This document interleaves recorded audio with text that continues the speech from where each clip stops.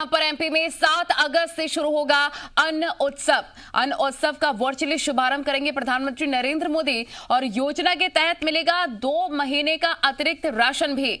25,435 उचित मूल्य की दुकानों से होगा राशन वितरण। सीएम शिवराज साथ ही मंत्री बिसाहू लाल भी मौजूद रहेंगे। ये इस वक्त की बड़ी जानकारी आपको बता रहे हैं। बड़ा लाभ भी लोगों को होगा। राशन वितरण का काम शुरू होगा जल्दी ही। तो आपको बताएं कि भोपाल से खबर है ये, एमपी में 7 अगस्त से अन्न उत्सव शुरू होगा। अन्न उत्सव का वर्चुअली शुभारंभ प्रधानमंत्री मोदी करेंगे और इस योजना के तहत 2 महीने का अतिरिक्त राशन मिलेगा। तो 25,435 उचित मूल्य की दुकानों से होगा राशन वितरण। सीएम शिवराज और मंत्री बिसाहू लाल भी मौजूद रहेंगे। तो ये इस वक्त की बड़ी जानकारी आपको बता रहे हैं और इस योजना की शुरुआत से लोगों को लाभ भी पहुंचेगा, जिसको लेकर लगातार सरकारें दावा भी कर रही थीं कि जल्दी ही राशन मुहैया कराया जाएगा। अब लोगों को परेशान नहीं होना पड़ेगा। कोरोना काल में जो लोग आर्थिक तंगी से जूझ रहे हैं उनको एक बड़ा फायदा मिलने वाला है। वर्चुअली शुभारंभ करेंगे प्रधानमंत्री मोदी इस उत्सव का। प्रमोद जी मीडिया रिपोर्टर तमाम जानकारी के साथ लाइव जुड़ गए हैं। प्रमोद, अन्न उत्सव का शुभारंभ होने वाला है प्रधानमंत्री मोदी के द्वारा। कितना लाभ, कितनी संख्या में लोगों को लाभ पहुंचेगा अन्न उत्सव के माध्यम से?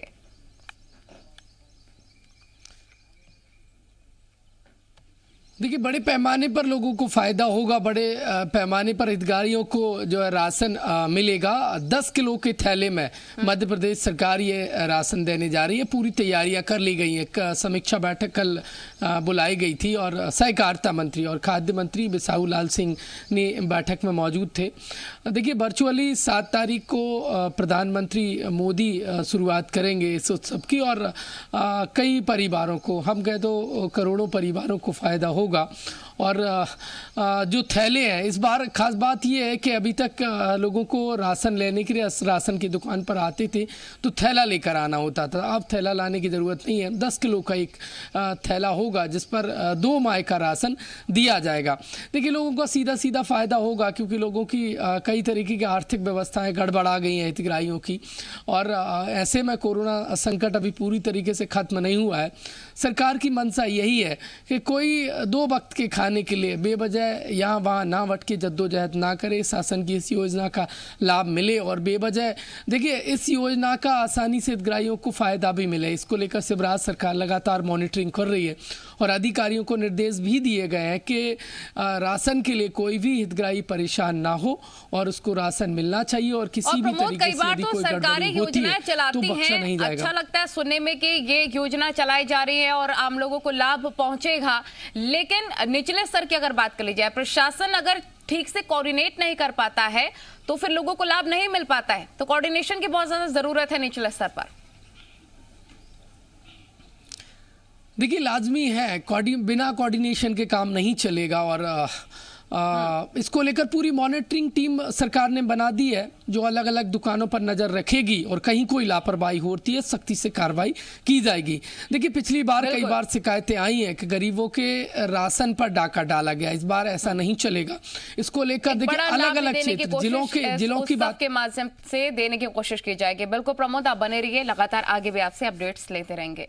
इस बीच एक और जानकारी, मध्य प्रदेश में आज बीजेपी गुरु पूर्णिमा का पर्व मनाएगी और इस मौके पर मंडल और बूथ स्तर पर कार्यक्रमों का आयोजन भी किया जाएगा। पार्टी आला कमान की ओर से इस संबंध में निर्देश जारी कर दिए गए हैं और इसके तहत मठ, मंदिर, अन्य धर्म गुरुओं का सम्मान किया जाएगा। साथ ही पार्टी कार्यकर्ता कोरोना काल में समाज के लिए काम करने वालों को भी गुरु मानकर उनका सम्मान किया जाएगा। तो बड़ी जानकारी आपको दे रहे हैं। कोरोना काल में समाज के लिए जिन लोगों ने काम किया उनको भी सम्मानित किया जाएगा। प्रमोद लगातार बने हुए हैं। प्रमोद, मध्य प्रदेश में आज बीजेपी गुरु पूर्णिमा का पर्व मनाने वाली है और खास बात यह है, अच्छी बात है कि कोरोना काल में जिन लोगों ने मेहनत की, जिनकी वजह से कई जिंदगियां बची हैं, उनको गुरु मानकर आज उन्हें सम्मानित किया जाएगा। देखिए, गुरु सर्वत्र होता है और गुरु हमेशा पूजनीय होता है। गुरु ईश्वर के समान है और गुरुर ब्रह्मा गुरुर विष्णु गुरुर्देवो महेश्वरा, गुरु साक्षात परब्रह्म है, तस्मै श्री गुरुवे नमः। ऐसे गुरु के देखिए चरणों में सभी आज नमन कर रहे हैं और जो राजनीतिक पार्टियां हैं वो भी पीछे नहीं है। बीजेपी देखिए हिंदुत्व के एजेंडे पर एक कदम आगे बढ़ा रही है। प्रदेश भर में गुरु पूर्णिमा नल्ली बीजेपी मनाने जा रही है और ऐसे में जो बीजेपी के जो वर्कर हैं, मंडल की बात करें, सेक्टर की बात करें, बूथ स्तर की बात करें, तो वो गुरु पूजन करेंगे। खासकर कोरोना संकट के बीच में जिन्होंने देवदूत बनकर काम किया, लोगों की जान बचाने का काम किया, उनका सम्मान बीजेपी करने जा रही है। देखिए, इसको लेकर पूरी तैयारियां कर ली गई हैं। बीजेपी के तमाम बड़े नेता भी आज देखिए गुरु पूजन करेंगे और ये मैसेज देने की एक कोशिश बीजेपी की तरफ से की जा रही है कि बीजेपी संस्कृति को मानने वाली है और जो गुरु पूजन की जो संस्कृति रही है भारतीय संस्कृति में, उसका मैसेज एक जनमानस तक पहुंचाने की कोशिश चल रही है। और उसको लेकर तमाम हम कहें मुख्यमंत्री शिवराज सिंह चौहान से लेकर प्रदेश अध्यक्ष BD शर्मा और तमाम जो छोटे बड़े पदाधिकारी हैं वो गुरु पूजन करेंगे। प्रदेश कार्यालय से लेकर सबसे छोटी इकाई तक आज गुरु पूर्णिमा बीजेपी मनाने जा रही है और तमाम तैयारियां कर ली गई हैं। और खासकर वो समाज सेवक जो देवदूत बनकर कोरोना में लोगों की जान बचाने का एक सराहनीय काम किया है, उनको गुरु मानकर बीजेपी आज उनको हम प्रणाम करेगी, उनका पूजन करेगी। बिल्कुल प्रमोद, आप बने रहिए, लगातार आगे भी आपसे अपडेट्स लेते रहेंगे। इसी बीच एक और क्योंकि जानकारी मिल रही है, जहां धम्म चक्र दिवस और आषाढ़ पूर्णिमा के मौके पर आज बताया जा रहा है कि प्रधानमंत्री देश को संबोधित भी करने वाले हैं। प्रधानमंत्री मोदी देशवासियों से खास संदेश साझा करेंगे। पीएम मोदी ने एक दिन पहले यानी कि शुक्रवार को इसके बारे में जानकारी दे दी थी ट्वीट करके। भारत सरकार का संस्कृति मंत्रालय इस पूर्णिमा को धम्म चक्र दिवस के रूप में मनाता है। आपको बता दें कि इस साल कोरोना महामारी की वजह से इस अवसर पर कोई आयोजन नहीं किया जाएगा।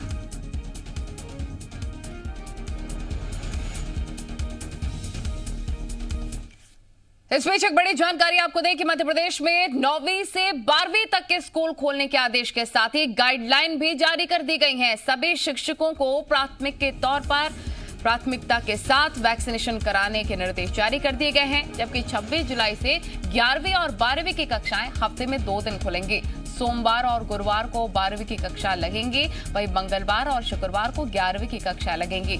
5 अगस्त से 9वीं और 10वीं की कक्षाएं शुरू होंगी, जिसमें कि बुधवार को 10वीं और शनिवार को 9वीं की कक्षाएं होंगी।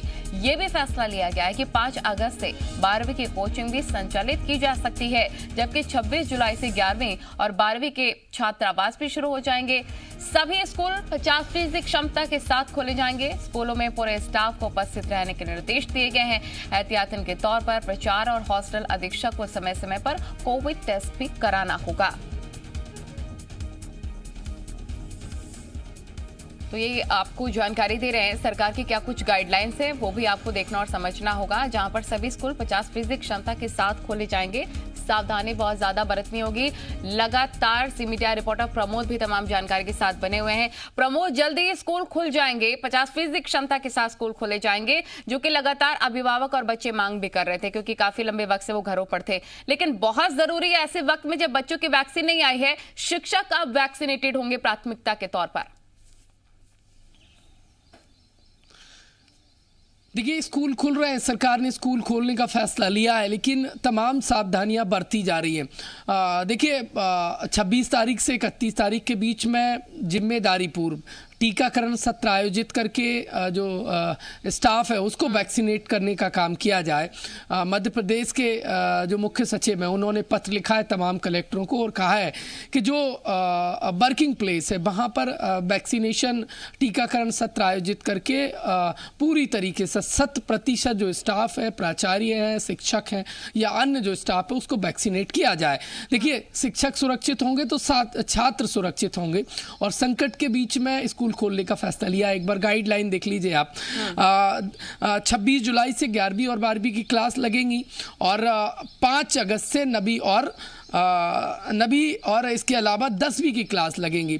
महत्वपूर्ण ये है कि 50% स्टूडेंट ही स्कूल पहुंच सकेंगे, 50% क्षमता के साथ ही क्लास लगेंगी और स्कूल जो बस है उनका संचालन भी 50% छात्रों के साथ ही होगा। मतलब देखिए फुल स्ट्रेंथ जो बसों की है वो छात्रों को पूरी क्षमता के साथ नहीं बिठा सकेंगे, संचालन नहीं कर सकेंगे। और 12वीं की जो क्लास है वो सोमवार और गुरुवार लगेगी 50% क्षमता के साथ। 11वीं की जो क्लास है वो मंगलवार और शुक्रवार को संचालित होगी। और जो 9वीं और 10वीं की क्लास है वो हफ्ते में एक दिन लगेगी, शनिवार। और इसके अलावा हम बात करें तो 10वीं की बुधवार को क्लासेस लगेगी।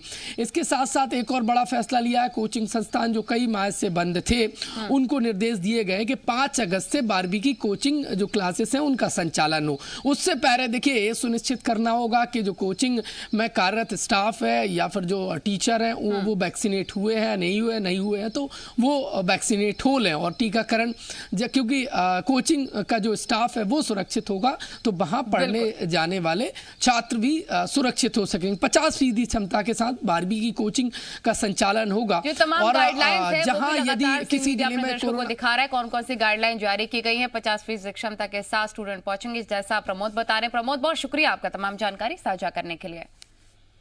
आगे बढ़ते हैं। इंदौर पुलिस की वेबसाइट को हैक करने वाले शातिर हैकर का पता लग गया है। हैकर पाकिस्तान का रहने वाला है और इंदौर पुलिस की वेबसाइट पाकिस्तान के पंजाब प्रांत के साइवान शहर से हैक हुई थी। बताया जा रहा है कि आरोपी की जानकारी लगने के बाद पुलिस पाकिस्तानी दूतावास की मदद से आरोपी को पकड़ने में जुट गई थी। बता दें कि 13 जुलाई को इंदौर पुलिस की वेबसाइट हैक हो गई थी और साइट हैक करके वरिष्ठ अधिकारियों के नाम और मोबाइल नंबर के साथ छेड़खानी की गई थी।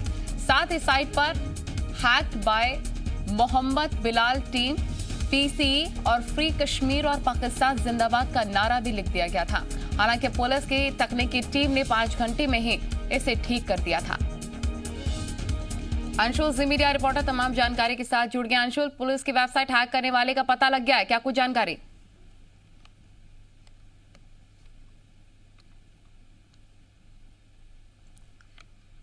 अंशुल, क्या आप मुझे सुन पा रहे हैं?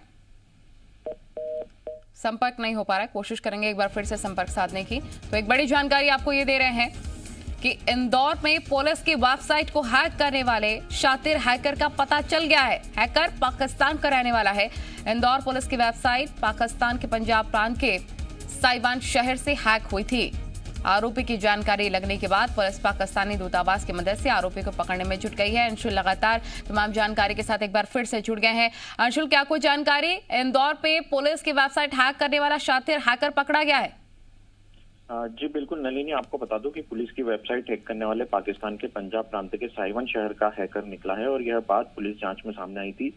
13 जुलाई को इंदौर पुलिस की वेबसाइट हैक कर ली गई थी और हैकर्स ने वेबसाइट पर हैक्ड बाय मोहम्मद बिलाल लिखा था। साथ ही फ्री कश्मीर और पाकिस्तान जिंदाबाद के नारे लिखे गए थे और इसके अलावा कुछ अन्य अनगल बातें भी लिखी गई थी। कुछ अफसरों की प्रोफाइल फोटो की जगह भी तिरंगे झंडे को उल्टा कर दर्शाया गया था और उसके बाद से वेबसाइट को बंद कर पूरे मामले की जांच में इंदौर पुलिस कर रही थी और यह बात सामने आई है कि यह पूरी वेबसाइट हैक करने वाला हैकर जो है वो पाकिस्तान के पंजाब प्रांत का हैकर है जिसने इस पूरी घटना को अंजाम दिया था। और इसके बाद अब इंदौर पुलिस की जो वेबसाइट है उसे बंद कर अब संयुक्त वेबसाइट एक शुरू करने की प्लानिंग जो है इंदौर पुलिस के द्वारा की जा रही है ताकि जो टोटल सिक्योरिटी वाला मामला है उसे साइबर सिक्योरिटी से जोड़कर रखा जा सके। और यही कारण है कि अब पूरे मामले की जो जांच है वो आकर टिक गई। हालांकि इस आरोपी को पकड़ने के लिए पुलिस जो है पाकिस्तानी दूतावास के जरिए कोशिश कर रही है जिससे कि इस आरोपी को गिरफ्तार में लिया जा सके। और साथ ही यह भी अब जांच की जा रही है कि क्या प्रदेश की अन्य सरकारी विभागों की जो वेबसाइट है उस पर भी किसी प्रकार का कोई खतरा इन हैकरों के द्वारा बना हुआ है। बिल्कुल अंशुल, क्योंकि इंटरनेशनली हैकर्स बैठे हुए हैं